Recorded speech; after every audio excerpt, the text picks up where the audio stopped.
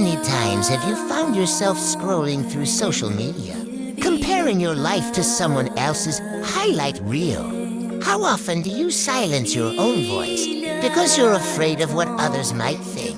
If you're nodding along, you're not alone. But here's the real question. When was the last time you stood firm in your own truth, even when it meant standing alone? Let's face it, we live in a world that constantly tries to mold us into something we're not. Maybe it's the pressure to fit in at work, to conform to societal expectations, or to chase someone else's definition of success. Think about it.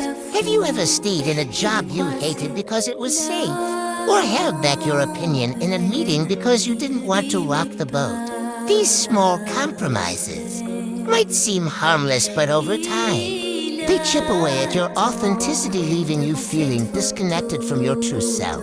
The truth is, standing alone is hard. It's like being a tree in a storm battered by the winds of judgment, criticism, and self-doubt. But here's the thing, trees don't grow strong in calm weather. They grow strong by weathering the storms. So how do you find the strength to stand alone? Start by planting your roots deep. What does that mean? It means knowing your values, your purpose, and your non-negotiables. When you're clear on who you are and what you stand for, no storm can uproot you. Next, learn to embrace discomfort. Standing alone often means stepping out of your comfort zone. It's like learning to swim. You can't stay in the shallow end forever if you want to reach the other side. Yes, it's scary, but every stroke you take builds your confidence and resilience. And finally, surround yourself with people who lift you up, not weigh you down. Think of yourself as a lighthouse. You don't need everyone to understand your light. You just need to shine brightly for those who are navigating their own storms. But let me ask you this. What's the cost of staying where you are? What opportunities are you missing because you're too afraid to stand out?